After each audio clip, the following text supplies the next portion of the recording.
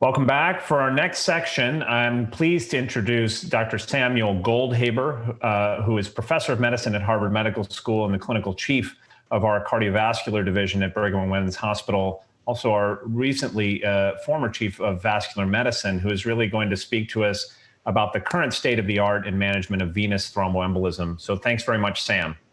Thank you, Akshay. What I'm going to do is talk about pulmonary embolism mortality in the United States, COVID-19, the pathophysiology and diagnosis of venous thromboembolism, the optimal duration of anticoagulation. I'll sing a requiem for provoked versus unprovoked VTE, terms that are no longer recommended. Discuss DOACs for cancer patients with VTE, and if we have time, discuss advanced therapy for pulmonary embolism beyond anticoagulation. Now, I have some bad news for everybody. The median age of death from pulmonary embolism in the United States was 73 in year 2000, and now the median age of death has dropped to 68 in year 2017. And this problem with pulmonary embolism mortality is a part of a much larger problem, an increase in all-cause mortality in the United States, to be contrasted with a continuing decrease in mortality in cancer in Canada and in Europe. Here you see that we were doing very well with our age-adjusted mortality, but since year 2015, we've had an increase, and this is very troublesome. We think that socioeconomic factors are important. The decline in life expectancy is greater among individuals with limited education and income, and the gradient in life expectancy based on income has widened over time. Focusing on pulmonary embolism over this period from year 2000, we see in women between ages 25 and 65, the PE mortality was coming down, but then starting around year 2006, it's been going straight up in women.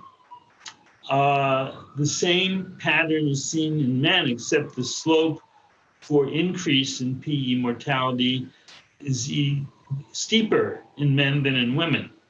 For those age 65 and older, there's nothing quite as drastic. Women had been enjoying a decrease in pulmonary embolism mortality, and now there's just a tiny slope upward for those age 65 and older. For men, they too had been enjoying a sharp decrease in PE mortality, but even the older men, 65 and older, have had an increase in pulmonary embolism mortality for about the past 10 years. Now, on top of all this, we have COVID-19 to deal with, but I'd like to start 100 years ago with the Spanish flu to see if there are any similarities or lessons to be learned there. They did know 100 years ago that wearing masks was very important. And in Brookline, Massachusetts, which abuts Brigham and Women's Hospital, which is just over the border in Boston, there was a large field hospital because the brick and mortar hospitals were overflowing, and these were staffed by many volunteers as well as professionals. They did not have smartphones 100 years ago, but they did recognize that people who are in quarantine are not isolated if they have a Bell telephone, and that Bell service brings cheer and encouragement to the sick and is of value in countless other ways. Also, in terms of staying at home, they advertised heavily for this 100 years ago and said it has never been easier to save lives. So they were socially distancing also. And now we fast forward 100 years to COVID-19. And with respect to venous thromboembolism, there are some peculiarities about VTE and COVID patients. Pulmonary embolism is much more common than DVT in COVID-19 patients. Ordinarily, about 2/3 of VTE is a DVT and 1/3 is a pulmonary embolism. But here, almost all are PE with few DVT. The rate of pulmonary embolism in COVID ICUs can exceed 20% of the patients. We think a lot of the PEs are really in situ thrombosis with microthrombi in the lung arteries. Another curiosity, when we administer standard low molecular weight heparin to COVID patients in the ICU, there is a lot of breakthrough VTE that occurs despite standard VTE prophylaxis. But there's also dramatic macrothrombus. This is an autopsy patient who died of COVID at our hospital. And this large thrombus was found in his right ventricle. Here you can see where there was a venous valve. So we have definite evidence that this clot came from the deep leg veins and embolized to the lungs. It was so big it couldn't get through to the pulmonary arteries and rested in the right ventricle at the time that he expired. But here is an example. In his autopsy, he also had tiny thrombus in pulmonary venules, as seen here. COVID also causes a particular type of coagulopathy with decreased platelets, increased D-dimer, fibrinogen, prothrombin time, and fibrin degradation products, and increased factor VIII levels. So how do we put all of these hemostatic abnormalities and adverse clinical outcomes into perspective?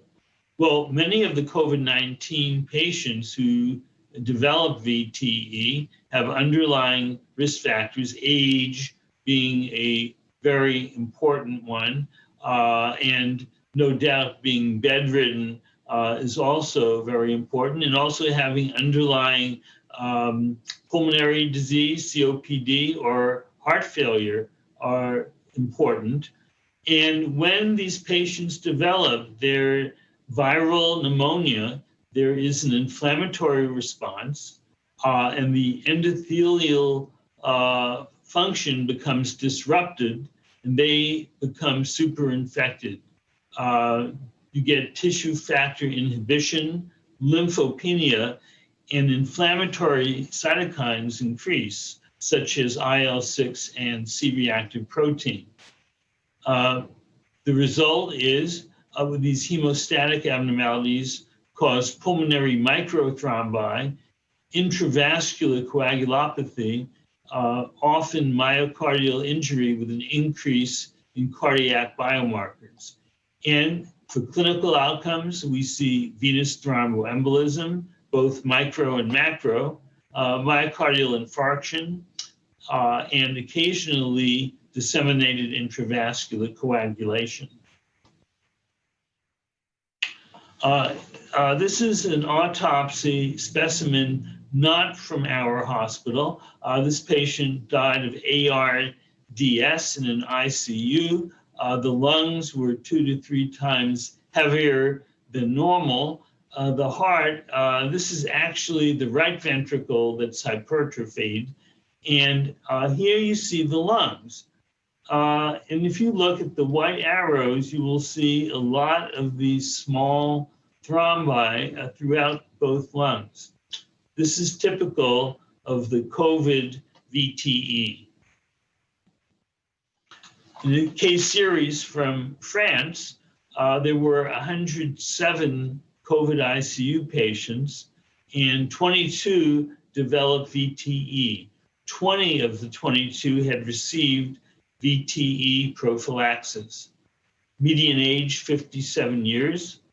59% were men. The median BMI was 30, and almost all the patients in this ICU had ARDS and were intubated and ventilated.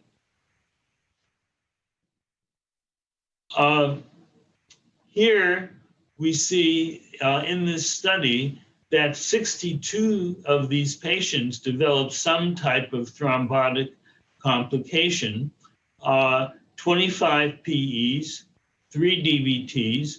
A lot of these patients were getting continuous dialysis at the bedside. 28 patients had clotting of their CVVH circuits, which impeded their dialysis.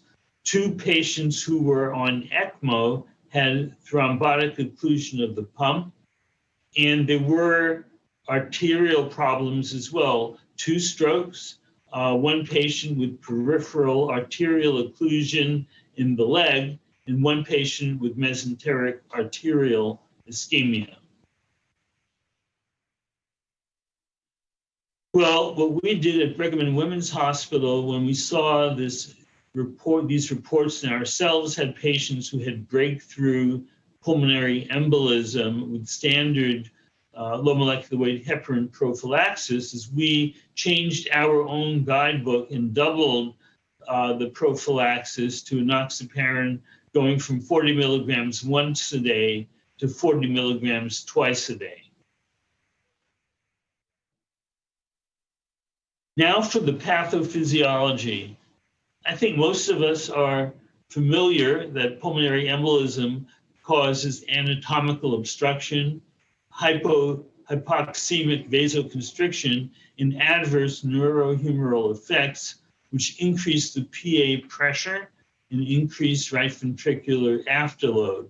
This increase in afterload will increase right ventricular wall tension, lead ultimately to a decrease in coronary artery perfusion, and also cause right ventricular dilatation and dysfunction, which can also cause a decrease in right ventricular cardiac output, and ultimately a low output state with a decrease in systemic perfusion.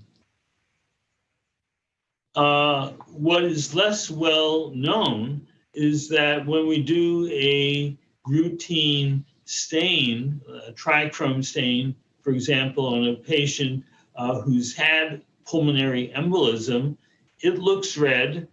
We're thinking to ourselves that this is just a bunch of congealed red blood cells.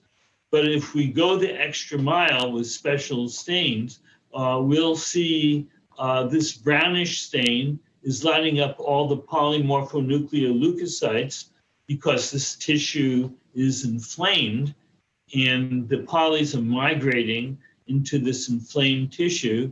And this blue stain is activated platelets, which contain a lot of thrombogenic inflammatory mediators. And these activated platelets are just ready to burst and do their damage. Now, the activated platelets also secrete these mitochondria seen in green. You can see it just looking at the mitochondria, and it's kind of mean and ugly looking. And these will, in turn, these activated platelets promote inflammation. And what we get with pulmonary embolism and DVT is a combination of fibrin strands, which are going to require anticoagulation, but we'll also see a lot of these activated platelets. So in terms of VTE and atherosclerosis, there are a lot of common factors. The risk factors are shared between VTE, MI, and stroke, including obesity, hypertension, cigarette smoking, high cholesterol, diabetes, heart unhealthy diet, emotional stress, and estrogen therapy. These risk factors come together to promote inflammation. Inflammation promotes hypercoagulability and endothelial injury. And at that point, there's a fork in the road. The patients can develop venous thrombosis, or they can develop atherothrombosis with MI and stroke. If they have an MI or stroke during their lifetime, they're twice as likely as normal to develop a PE or DVT. And if they go down the route of PE and DVT, they have double the likelihood of developing MI or stroke. So we, from a vascular medicine perspective, look at pulmonary embolism as one of a series of overlapping vascular diseases that include MI, stroke, heart failure, and even atrial fibrillation. Inflammation appears to be the common underlying process. And in this large Danish study of almost 17,000 PE patients with more than 65,000 controls, we see that those patients who suffer pulmonary embolism 1 year out have a 2 to 3 times higher than expected rate of MI or stroke. And even following them 20 years out, they have about a 30% each year annual risk higher than average of MI or stroke. Now, in terms of VTE diagnosis, I believe the algorithms have been very well worked out.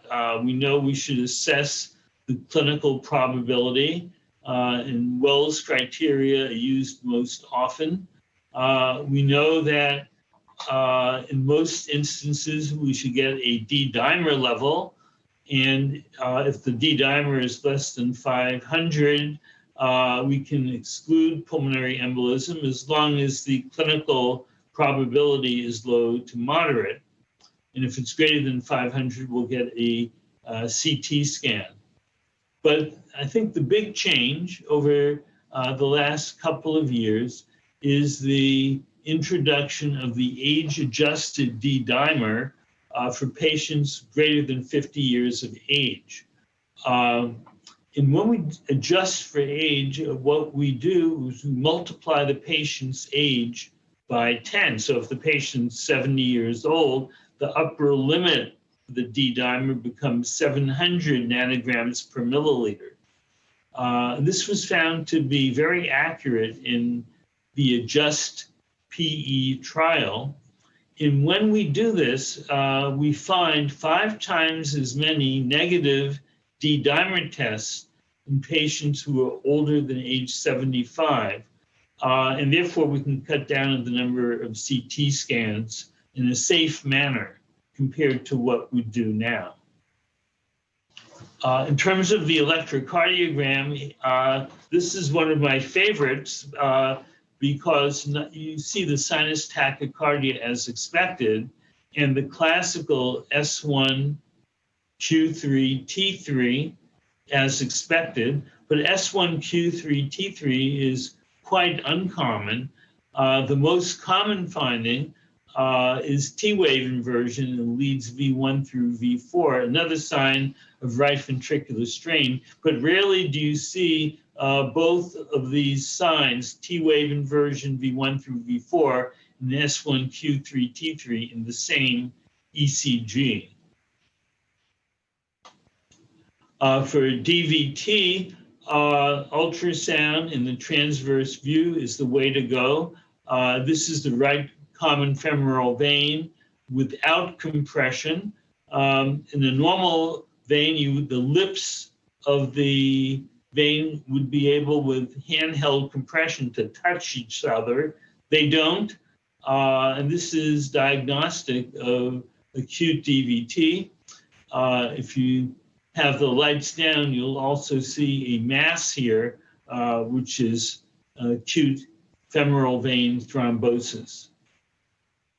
Now, the guidelines for how we think about VTE have changed radically within the past year, and these were published in the European Society of Cardiology PE guidelines.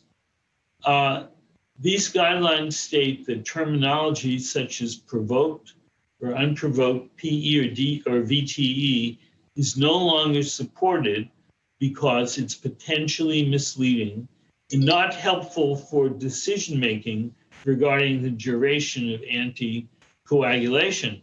Here you see in the Framingham Heart Study, Framingham, Massachusetts, patients followed for 15 years, the rate of recurrent VTE was the same, almost superimposable in patients with unprovoked and provoked VTE. Cancer patients had much more recurrence as expected. And in this Danish study of more than 73,000 patients, for the first 6 months after diagnosis, the rates of unprovoked VTE shown in black and provoked VTE shown in red are virtually superimposable. The cancer patient shown in green, as expected, will have more recurrence. The most important study proving that we should pretty much abandon the terms provoked and unprovoked is the Einstein Choice trial, where 60% of the patients enrolled in this trial of more than 3,300 patients had provoked VTE. And to get into the trial, the patient had to have been treated with anticoagulation for 6 to 12 months. Then the patient could be randomized. It was double-blind study, either to rivaroxaban 20 milligrams a day, rivaroxaban 10 milligrams a day, or low-dose aspirin. And the patients were followed for a year to see how many developed recurrent VTE and for bleeding complications. And you see here, with respect to recurrent VTE, low-dose aspirin is the big loser. And there's no difference, there's no dose-response curve. Rivaroxaban 10 milligrams daily is as effective in preventing recurrent VTE as rivaroxaban 20 milligrams daily.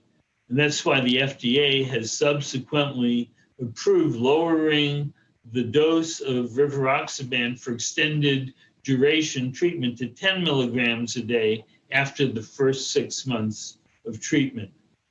Taking a deeper dive in Einstein Choice into the provoked risk factors, those provoked risk factors which had the most influence on causing a recurrent VTE were heart failure, obesity, chronic kidney disease, a family history of VTE, hereditary thrombophilia, and immobility. Now, the European Society of Cardiology says that what we should do, the way we should think of the risk of recurrence, is either low, intermediate, or high. Low, less than 3% per year after stopping anticoagulation. Intermediate, 3 to 8% per year recurrence after stopping anticoagulation. And high, risk of recurrence, greater than 8% per year. The high-risk patients are those with active cancer or the antiphospholipid syndrome. The low-risk patients are those counterintuitively who've suffered major trauma or who have undergone major surgery. But pretty much all the other patients are in this intermediate bucket with minor surgery, hospitalization for medical illness such as pneumonia or heart failure or COPD, pregnancy or estrogens, long-haul air flights, inflammatory bowel disease, autoimmune disease, or no identifiable risk factor, which we used to call, until these guidelines came out, unprovoked VTE. It's part of this larger group of risk factors for an intermediate risk of recurrence. So the ESC states that extended oral anticoagulation of indefinite duration should be considered for patients with the first episode of PE and no identifiable risk factor, or a persistent risk factor, or a minor transient or reversible risk factor. And these three sets of risk factors really are almost everyone in the universe with DVT or PE, except for those patients who have had major surgery or major trauma. So we thought, our thrombosis research group, in an editorial we had published before the guidelines came out, that we should put unprovoked and provoked VTE in the same bucket. And the risk of recurrence should be the driving force to determine the duration of anticoagulation. Now, can DOACs replace low molecular weight heparin monotherapy in cancer patients with VTE? It's very challenging to treat cancer patients with VTE. Cancer itself is thrombogenic. There are many reports that you get high rates of recurrent thrombosis, even if the patient's being treated with warfarin and the INR is in the therapeutic range of 2.0 to 3.0. Patients with active cancer are getting chemotherapy, and the cancer chemotherapy is both thrombogenic and thrombocytopenic. We have to worry about occult metastases as major sources of bleeding. And we have to be concerned about interactions among anticoagulants and novel chemotherapeutic agents that are tailor-made, custom-made for the patient in the laboratory. This is totally uncharted territory. And of course, many of the cancer patients are frail. In the CLOT trial, published in 2003, patients who received low molecular weight heparin monotherapy with dalteparin had a 50% reduction in recurrent VTE compared to patients who were receiving oral anticoagulation with warfarin, which was the only oral anticoagulant at that time. But fast forwarding, the updated guidelines for the National Comprehensive Cancer Network endorse all 4 of the DOACs as alternatives to low molecular weight heparin monotherapy for cancer patients with VTE. And here we see a very brief summary. Edoxaban and rivaroxaban compared with dalteparin, the low molecular weight heparin that was paired against the DOACs. Edoxaban and rivaroxaban both had better efficacy than dalteparin, but less GI safety and more GI bleeding.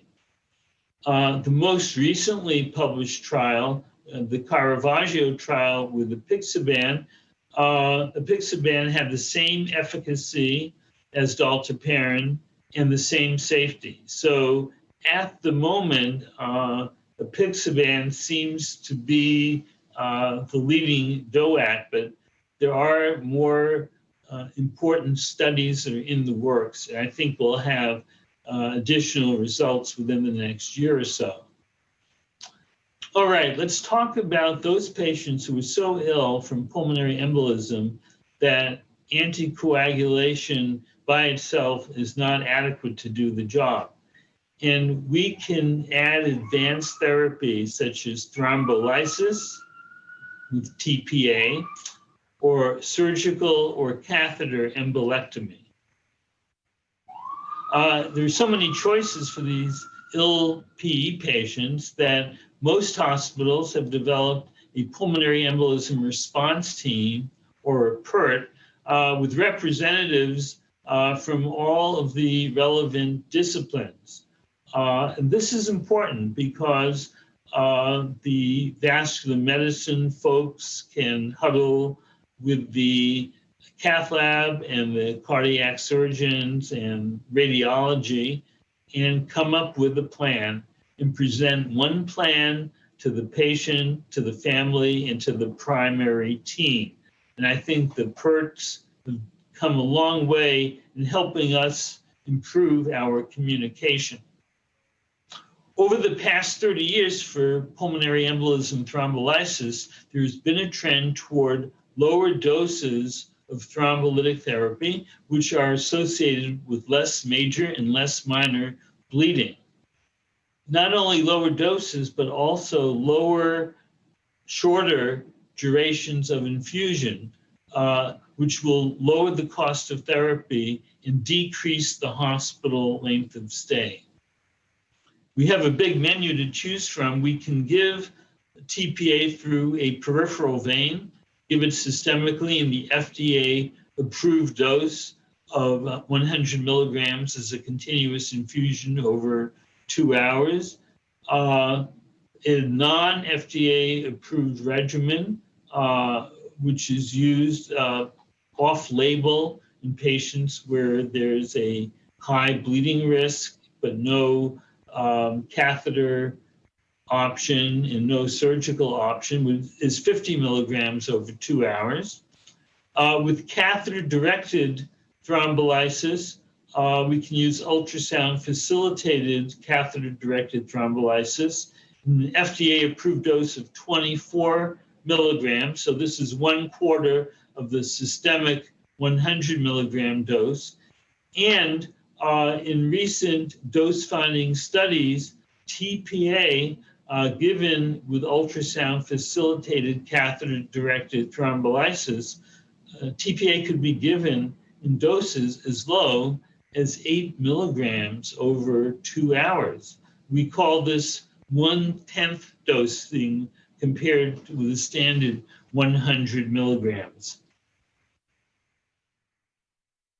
Let's not forget ECMO, or open surgical pulmonary embolectomy. Here you see an ECMO circuit on the left and an operating room on the right. The current feeling is that the patients who go on ECMO for pulmonary embolism have the best chance of survival if they have a surgical pulmonary embolectomy, if the hospital has that skill set.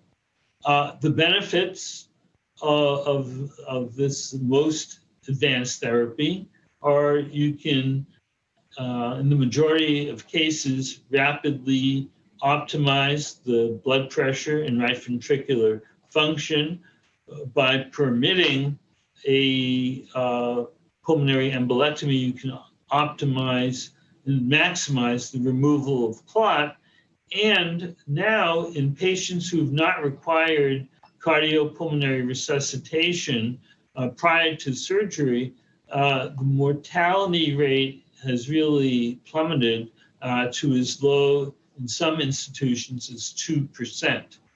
But there are major risks as well. About 1/5 of the patients require prolonged mechanical ventilation. 1/5 require hemodialysis. And in those patients who've undergone CPR prior to going to the operating room, their mortality is a sky-high 25%. So I have 6 take-home points and then a couple of questions. Pulmonary embolism shares the risk factors and the pathophysiology of MI, stroke, and peripheral arterial disease. Pulmonary embolism confers an increased risk of MI and stroke. For extended duration therapy, rivaroxaban is 70% more effective and as safe as aspirin to prevent recurrence. And it doesn't matter whether you give rivaroxaban 10 milligrams a day or 20 milligrams a day for this extended duration treatment after the first 6 months. We should abandon, going forward, the terms provoked and unprovoked because, as we saw, many of the provoked PEs and provoked DVTs had as much likelihood of causing recurrence if anticoagulation was stopped compared with unprovoked VTE. The DOACs are reasonable alternatives to low molecular weight heparin, particularly in cancer patients who do not have gastrointestinal cancers. And we should consider advanced therapy for pulmonary embolism when anticoagulation alone does not suffice. And we have a lot of choices: thrombolysis, administered systemically or through a catheter, ECMO, and open surgical embolectomy. Here are some supplemental references. And coming up were 2 board questions. Question number 1, in the United States, PE mortality rate is increasing, decreasing, staying about the same, increasing in men, decreasing in women, or decreasing in men and increasing in women. Now, there are 463 participants in the course who are online. And I think it's pretty clear here that A is routing, not with 97% of the vote, is routing B, which is 1% of the vote, and D, which has 4% of the vote. So, right, this is affecting men and women and unfortunately increasing regardless of age. So we're going to go on to the next slide, question number 2. In patients more than 50 years of age, calculate an upper limit of normal for an age-adjusted D-dimer by multiplying the age times the D-dimer, the BMI times the D-dimer, the age times 10, the BMI times 10, or the D-dimer level times 10. And now we have 467 who are online eligible to vote. And again, this seems like a route that age times 10 is winning this contest with about 95% of the vote. And the other options are getting between 1% and 4% of the vote. And age times 10 is the correct answer. So at this point, I want to thank you for being attentive and engaged in this lecture. The field is advancing rapidly, and it's good to stay abreast of the changes. Thank you very much. Well, thanks, Sam. As always, a really spectacular survey of the sublime and the mundane. I think as it relates to venous thromboembolism, and I think a lot of questions about COVID, as you might expect. But before we get there, a few fundamental questions. One is any difference in the management, and particularly with regard to duration of anticoagulation of deep venous thrombosis and pulmonary embolism. Should we treat those as the same entity? Yeah, I think that that's a great question. In some respects, they are really the same entity, but in others, if you have a way of keeping the DVT confined to the leg veins, the mortality rate will be 0. And actually, I'm just going to mention that there's something called the factor V Leiden paradox. For some reason, the DVTs that form in patients with factor V Leiden are much stickier than normal DVTs. And so those patients have many fewer PEs and have a lower mortality rate. So, Sam, I guess one of the questions, and it follows on really this D-dimer issue, is can we use D-dimer in the wake of what you've told us about the relationship between risk for recurrence and the duration of anticoagulation intensity? Can we use D-dimer at all to help guide our decision making? We used to say maybe at 6 months, if the D-dimer is low, you could stop. Well, I used to do that, but then I'd be calling up a lot of the patients a year later and apologizing as that they have to come into the hospital with a PE or DVT. It had its day, but then the group from Hamilton, Ontario, really proved that it doesn't work unless you're in some sort of culture where being wrong 10% of the time is acceptable. And I don't think any of us practice that way. So the D-dimer is great as a diagnostic screening test. There's some thought that very high levels might predict a dire prognosis in COVID-19, but it can't be used reliably to help us determine when to discontinue anticoagulation.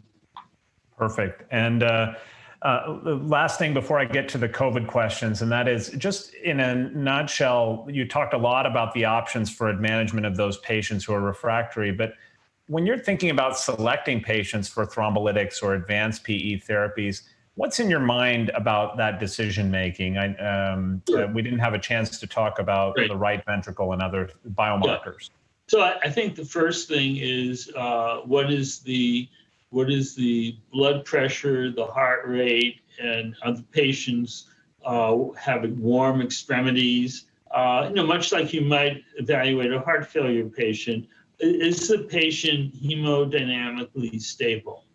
And if the answer is yes, it gives you a few more hours to think about what to do than if the answer is no.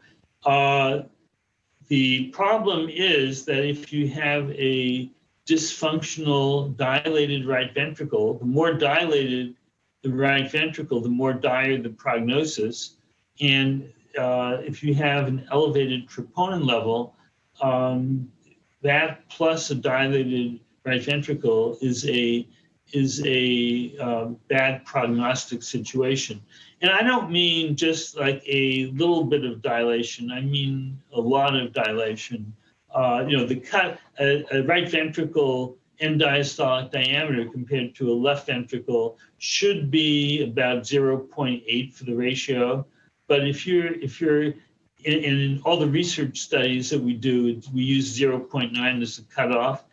But in clinical medicine, you really need to be concerned if it's greater than 1.0, right ventricle to left ventricle. If you see the interventricular septum bowing to the left, and at least that's telling you at the extreme, don't discharge this patient on the DOAC. Keep the patient here. Watch the patient. The patient will often declare whether they're getting better or not. I think one of the if they have persistent hypoxemia, those patients probably need advanced therapy. If they just continue to feel crummy and aren't bouncing back, those patients often benefit from advanced therapy. For the patients who are hemodynamically unstable, I think it's easy to say the patient needs advanced therapy. And then depending where you're practicing, you're going to have a lot of different choices of which way to go. And depending on what time of day it is, whether it's a major holiday or a minor holiday, and what the skill set is of your colleagues, that will also help determine what you choose.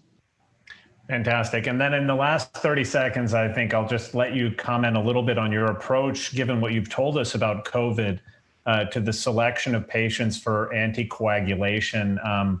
Should everybody get it? Should it be a risk stratification?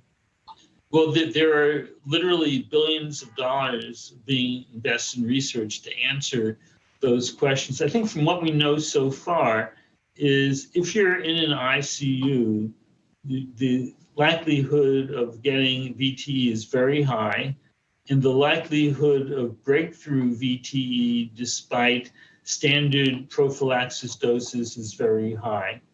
Then there's a gradient downward. If you're in a step-down unit in the hospital with COVID, you still have to worry about VTE, but less so.